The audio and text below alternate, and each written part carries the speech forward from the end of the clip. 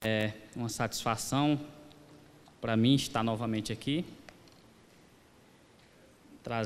tendo a oportunidade de trazer, obrigado, irmão, a palavra para os irmãos, as crianças até 11 anos. Os professores já estão aguardando vocês ali à porta. Bom, quando me foi dada a oportunidade, eu fiquei pensando sobre o que falar. Eu vou pregar sobre um tema hoje incomum, porque nós não vamos ceiar, mas eu vou pregar no texto que retrata a ceia do Senhor. Eu vou pregar sobre esse texto, mas eu vou trazer à tona o celebrando Cristo. Celebrando Cristo.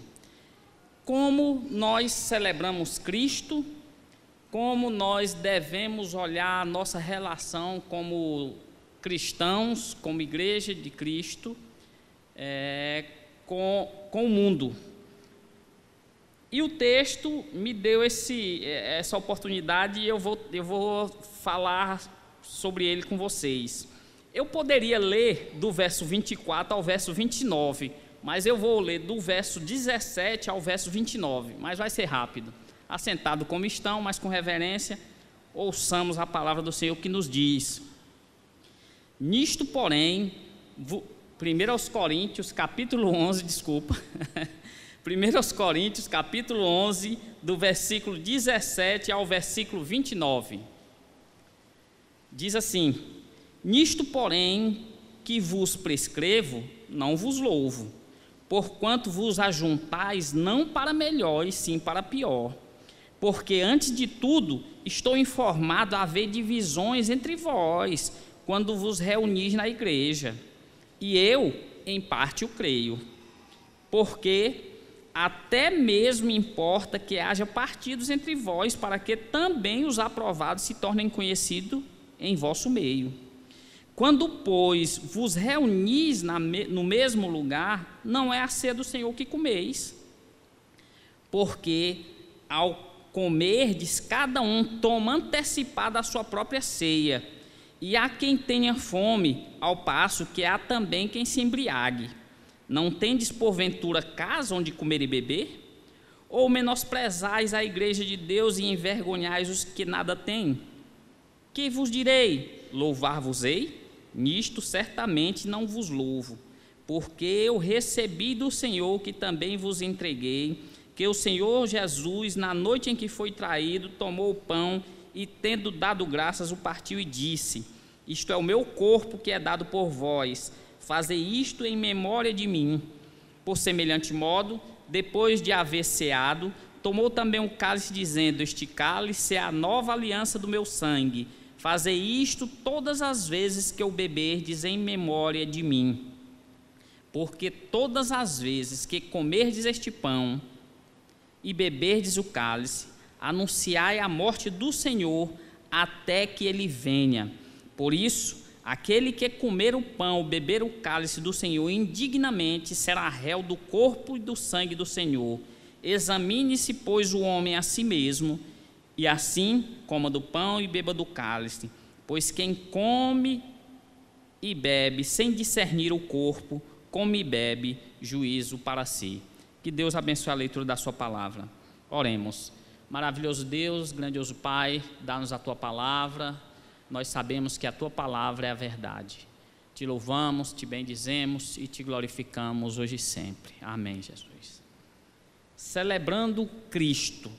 Aqui, esse texto de 1 Coríntios, esse texto escrito por Paulo, ele relata como deve ser a celebração da vida cristã.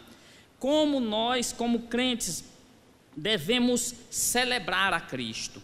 E aí, o primeiro ponto que me veio à mente aqui está no versículo 24 e 25. E tendo dado graças, o partiu e disse: isto é o meu corpo que é dado por vós, fazei isso em memória de mim. E lá embaixo, no 25 também, ele fala: todas as vezes que beberdes, em memória de mim. O primeiro ponto que me chama a atenção é que esse texto aponta para trás. Na vida cristã, nós não podemos deixar de olhar para trás, para a cruz de Cristo. Porque, na verdade, meus irmãos, Cristo queria ser lembrado, ele queria ser lembrado pela sua morte, pela sua crucificação. E muitas vezes nós deixamos de lado isso. É por sua morte que Cristo quer ser lembrado. É pelo sacrifício que ele quer ser lembrado. O homem pode ser redimido sem conhecer nada da Trindade. O homem pode ser redimido sem ter sido alvo de um milagre na vida, um milagre de Deus na sua vida, mas não chega ao céu sem reconhecer o sacrifício de Cristo na cruz. É impossível chegar ao céu sem reconhecer que Cristo morreu pelos meus pecados. E muitas vezes nós não falamos sobre isso. Muitas vezes nós não falamos sobre o sacrifício de Cristo, sobre a crucificação, sobre o fato de Cristo ter se entregue por nós, derramado o seu sangue por nós. Eu vi uma ilustração, isso há 300 anos atrás, na época que eu estava no seminário, bem interessante, e talvez eu já deva ter contado ela aqui, de como os agricultores, como as pessoas que trabalham com o capim nos pampas gaúchos se livram do fogo quando o fogo vem queimando. Vem de lá para cá o fogo e eles olham para frente e ainda tem muito capim. E eles pensam, não dá para correr, porque o fogo vem ligeiro e o vento vem empurrando. Eles colocam fogo daqui para frente, voltam aqui para o capim. Quando o fogo dali chega, aqui já queimou, eles vão para o lugar queimado. É assim que eles escapam. E não há também, meus irmãos, outro local para que nós sejamos salvos, que não seja aos pés da cruz de Cristo, onde Ele derramou o seu sangue por nós. Muitas vezes nós esquecemos de valorizar o que verdadeiramente é a cruz de Cristo. Durante muito tempo, os cristãos de linha protestante, apesar que nós batistas não somos protestantes, mas durante muito tempo os cristãos de linha evangelical, vou dizer assim, não usavam a cruz, não usavam a cruz, ainda que vazia, mas não usavam colar com a cruz. Muitas vezes esquecendo que a cruz é o maior símbolo do cristianismo. Durante muito tempo as pessoas passaram a dizer que o peixe é o símbolo do cristianismo. Não tem nada a ver, a cruz é que é o símbolo do cristianismo. Muito crente deixou de usar a cruz para usar a estrela de Davi. Era mais judeu do que crente em Cristo. Então nós precisamos entender que é necessário olhar para trás, porque olhando para trás, olhando para a cruz de Cristo, nós alcançamos a salvação. Se nós olharmos lá em Colossenses capítulo 2, versículo 15, diz assim, Colossenses 2,15: e despojando os principados e as potestades, publicamente os expôs ao desprezo, triunfando deles na cruz. É por isso que nós temos que olhar para a cruz de Cristo, porque foi lá que Cristo triunfou sobre o pecado, sobre a morte. Foi lá que Cristo triunfou. É necessário que nós façamos isso, mas também é necessário, meus irmãos, que nós, além de olhar para trás, olhemos para dentro. Olhar para trás e olhar para dentro. Se nós olharmos o versículo 28, diz assim, vou ler o 27 e o 28. Por isso, aquele que comer o pão ou beber o cálice do Senhor indignamente será réu do corpo e do sangue do Senhor. Examine-se, pois, o homem a si mesmo, e assim coma do pão e beba do cálice, para que nossa caminhada seja uma caminhada de acordo com a vontade de Deus, é necessário que nós nos autoexaminemos. Não sou eu examinando você, não é você me examinando, sou eu examinando a minha vida, sou eu me conhecendo. É por isso que o filósofo diz: conhece-te a ti mesmo. Sou eu analisando a minha própria vida. Por isso foi que eu contei aquela história que aconteceu comigo quando eu pastoreava uma igreja, e no momento da ceia, o diácono passando o cálice ali, e ele passou, e eu prestando atenção, porque o pastor normalmente está num local mais alto e tem uma visão melhor, né? Prestando atenção, e ele passou por um jovem, o jovem esticou a mão para pegar o cálice, ele retirou o cálice, retirou a bandeja e veio lá. E quando ele chegou com a bandeja, eu levantei a bandeja, alguém não recebeu. Aí o jovem, eu não recebi. Aí eu fui lá, servi o jovem, o cálice. Depois terminou o culto, eu perguntei: meu irmão, por que você não serviu aquele jovem? Ele disse: pastor, porque ele não é crente. Deixa eu ler a Bíblia para você, meu irmão. A Bíblia que diz: examine-se o homem a si mesmo. Não é o irmão que tem que examinar ele, não. O que ele tem que fazer é discernir. O cara que vai beber lá é que tem que discernir. Nós vamos falar sobre isso aqui à frente. Mas a gente tem a mania, meus irmãos, triste muitas vezes, de apontar para o outro, de julgar o outro, de examinar o outro, e esquece de se examinar. E se esquece de se examinar, de fazer uma autoanálise, A gente precisa ter esse cuidado. É uma necessidade, olhar para dentro é a necessidade de um autoexame. Cada um se examine a si mesmo. Se examine a si mesmo. E aí o texto no versículo 33 ainda diz algo interessante, diz assim: assim pois, irmãos meus, quando vos reunis para comer, esperai uns pelos outros. Por quê que esse texto diz isso? Porque eles não esperavam. Sabe o que é que eu acho interessante nessa ceia do Senhor aqui? Por que a Bíblia diz por que Paulo está dizendo para eles aqui que eles não tomavam a ceia do Senhor? Vocês sabem o que era que os irmãos aqui faziam? O que era que os irmãos faziam nessa ceia, que chamou a atenção dos irmãos? Eles comiam antes de chegar e enchiam a cara de manguaça. Quando os irmãos chegavam, estava todo mundo já chupeta, bêbado. É por isso que Paulo vai dizer assim: vocês não têm onde beber e onde comer não em casa? Verdadeiramente vocês não estão fazendo a ceia do Senhor. Mas pode até ser, meus irmãos, que não acontecesse isso, mas a probabilidade é de que quando eles saíssem, ainda que saíssem cambaleando por causa do vinho, mas eles saíam se achando melhor muitas vezes do que os outros, como os fariseus faziam.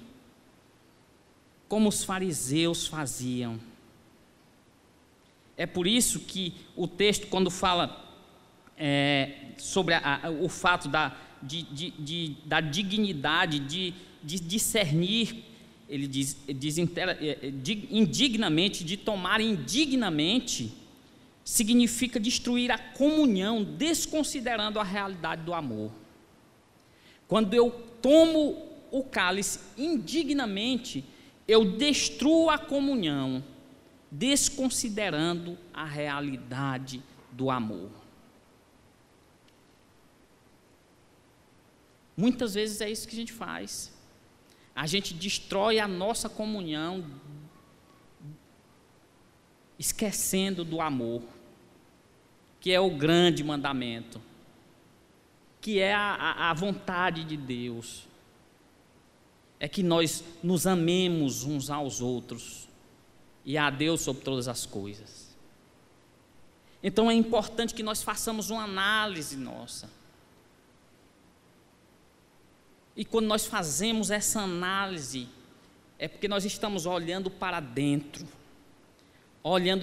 Quem sou eu? Essa pergunta é uma pergunta existencial, mas é uma pergunta fundamental de ser feita. Como eu tenho me comportado? Porque muitas vezes, meus irmãos, o que nós fazemos é exclusivamente se esconder atrás de uma religião. Como os fariseus faziam. Os fariseus não se importavam com o amor. Quando os fariseus iam orar, o que era que os fariseus faziam? Quando eles iam orar, eles corriam lá para o canto da praça, para todo mundo ver, e diziam assim: Senhor, é o que o texto bíblico diz, graças eu te dou, porque não sou como estes homens. Muitos de nós não dizemos isso, meus irmãos, por prudência humana, mas muitas vezes a gente se acha melhor do que os outros. Os fariseus iam para os cantos das praças dizer: Senhor, graças te dou, porque não sou como estes homens. Faço isso, faço aquilo outro. Então é importante, meus irmãos, que nós olhemos para dentro, olhemos para nós mesmos, olhemos para a nossa vida, olhemos para a nossa caminhada. E aí, olhando para trás, para a cruz de Cristo, olhando para dentro, nos auto-examinando, devemos olhar ao redor. Devemos olhar ao redor. O verso 26 diz assim: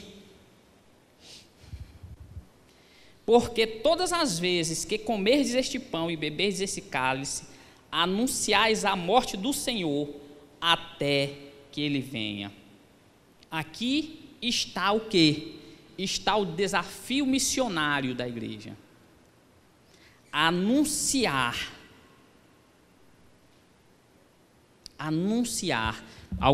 Alguns teólogos dizem que a ceia do Senhor é um sermão mudo. A ceia do Senhor é um sermão mudo. Ninguém precisa dizer nada, porque ali ela está anunciando que Cristo morreu e ressuscitou. Morreu na cruz, derramou seu sangue por nós e ressuscitou ao terceiro dia. Se nós fizéssemos uma análise criteriosa do evento da ceia, nós chegaríamos a esse entendimento. Por isso é que os pastores, quando a ceia é distribuída, normalmente dizem assim, quando os diáconos chegam com os elementos, o pastor pega e diz assim: alguém deixou de receber? Alguém deixou de receber? Porque o interesse é que todos recebam. Mas nem todos estão recebendo porque não têm o conhecimento de Cristo, não entendem a cruz de Cristo. Mas se alguém ainda não recebeu, e aí um diácono já falecido dizia que toda vez que o pastor faz essa pergunta, deveria ser respondido sim. Alguém não recebeu? Sim. Para que nós continuemos anunciando que Cristo morreu na cruz por nós. Nós não podemos parar de anunciar. Não podemos parar de anunciar. Nós vamos anunciar até que Ele venha. E aí, eu preciso dizer que nós somos bons em assistência social. Nós, os cristãos, somos bons de assistência social, mas somos muito fracos de ação social. Nós somos muito bons em ajudar, mas somos muito fracos em conscientizar.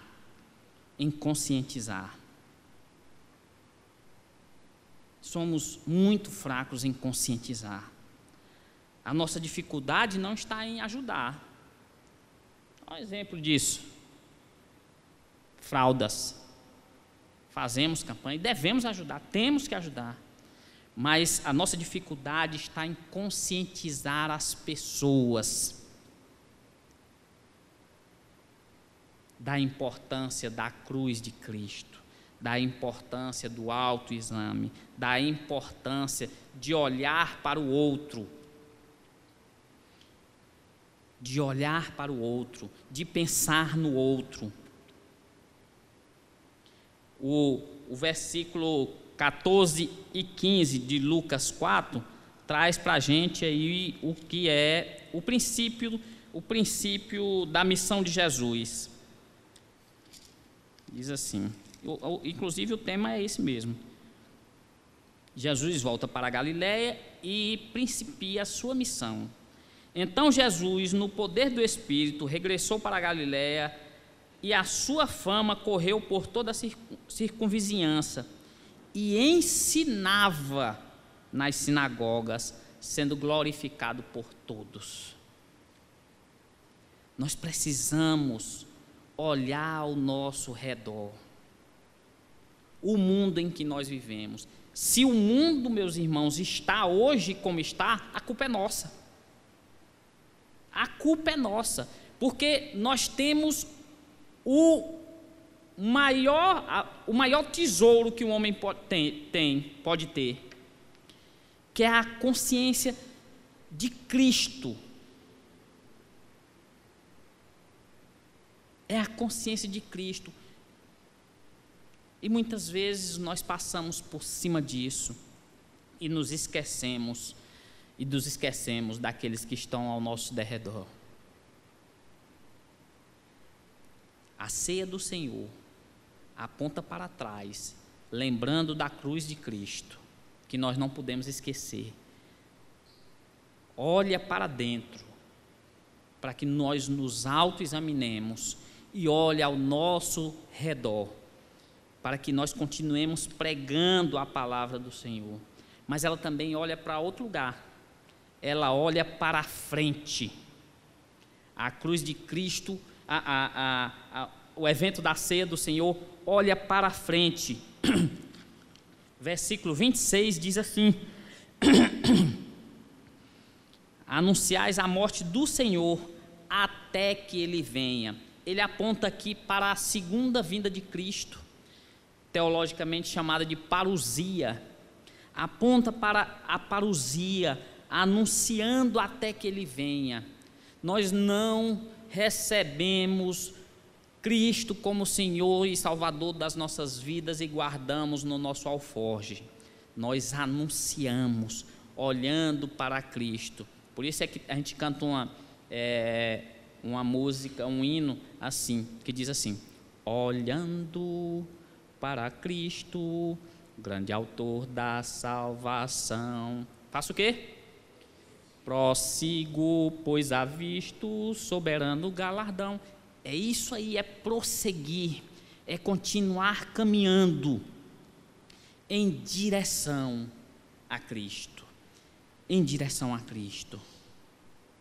O texto aqui aponta para a esperança da segunda vinda de Cristo. Aponta para a esperança da segunda vinda de Cristo. O versículo 26 ao versículo 29 do capítulo 26 de Mateus confirma esse momento. Diz assim, vamos lá, Mateus 26,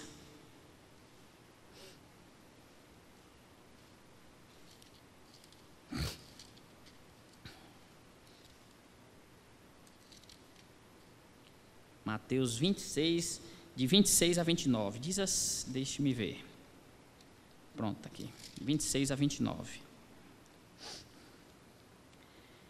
Enquanto comiam, tomou Jesus um pão e, abençoando-o, partiu e deu aos discípulos, dizendo: tomai, comei, isto é o meu corpo.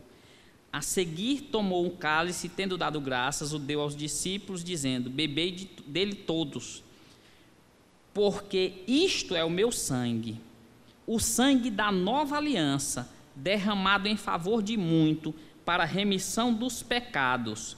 E digo-vos que desta hora em diante não beberei deste fruto da videira, até aquele dia que hei de beber novo convosco no reino do meu Pai.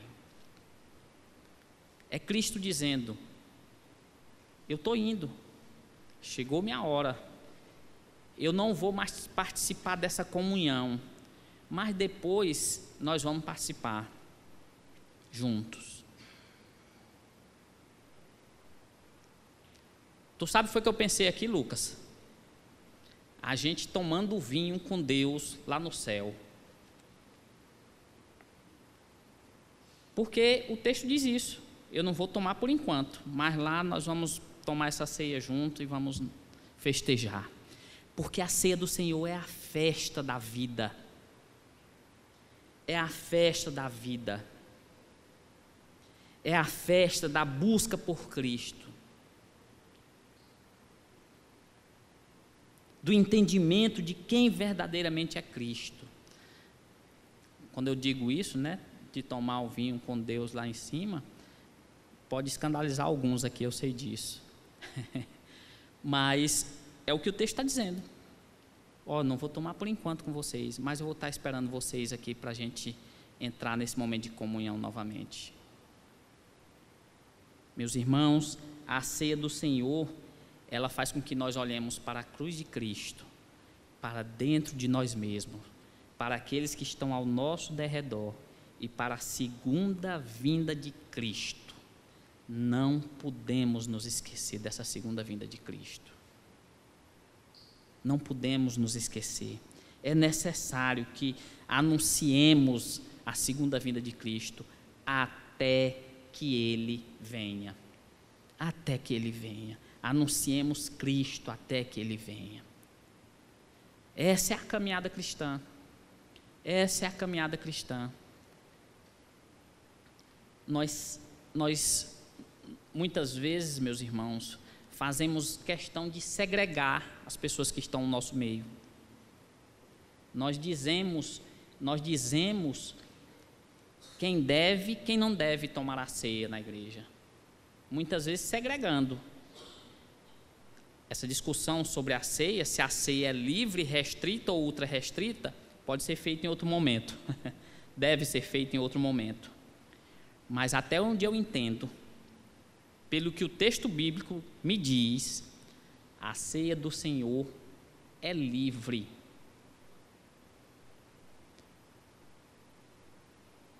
E ainda tem um momento que me chama a atenção sobre ceia livre. Se a ceia do Senhor não fosse livre, sabe quem não tinha ceado com Jesus? Quem? Judas.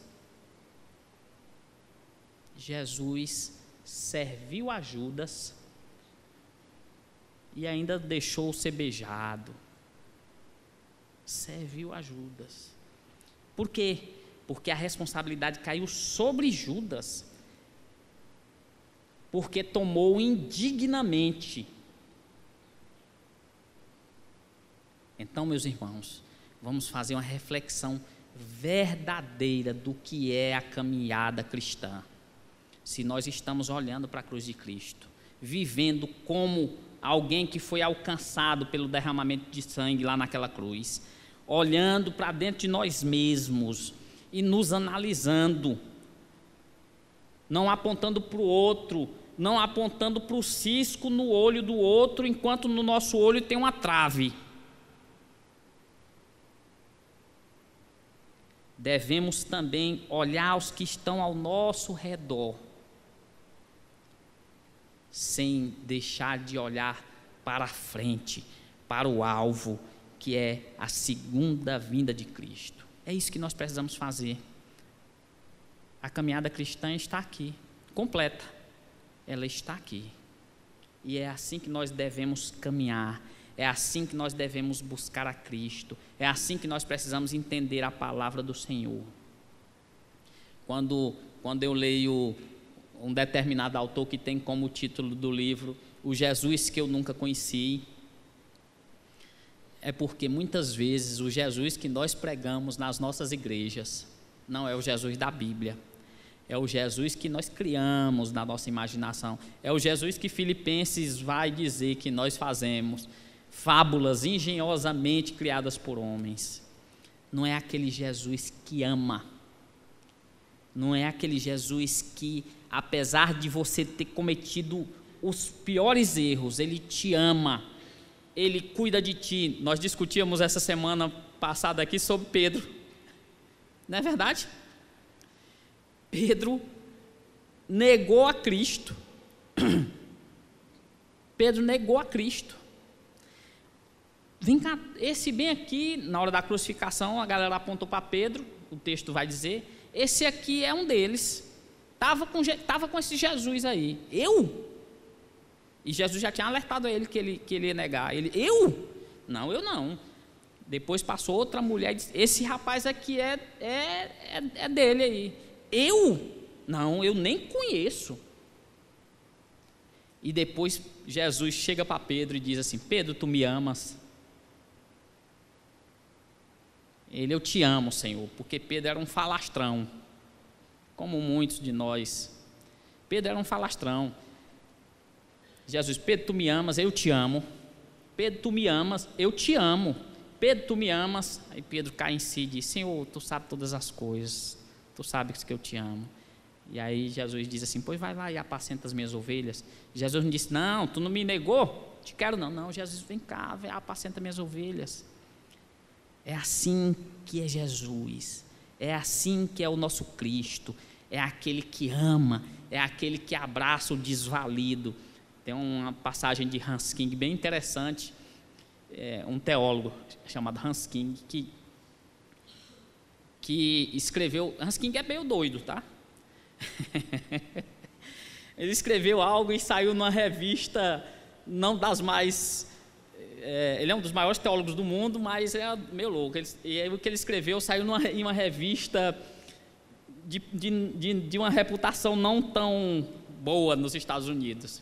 Ele disse, se Jesus vivesse hoje, Jesus seria um hippie, cabelo grande, revolucionário, que ama o pobre, que anda nas favelas, que abraça a prostituta, e foi dizendo um bocado de coisa, né? E aí eu pergunto para vocês, não tem base bíblica isso? Jesus não fez tudo isso? Não é verdade? Aquela mulher samaritana que já estava no 6º homem, eu não sei se Jesus tinha cabelo grande, mas que parecia com esse hippie aí que Hans King vai dizer, parecia, porque ele ama.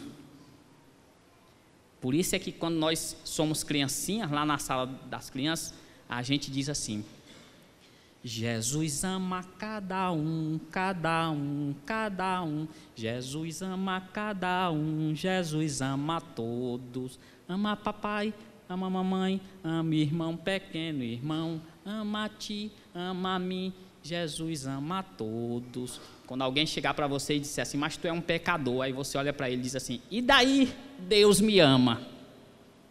Porque é assim que Deus é. Deus nos ama apesar de nós. Que Deus nos abençoe, que nós possamos continuar caminhando em direção ao alvo da soberana vocação que está em Cristo Jesus. Amém?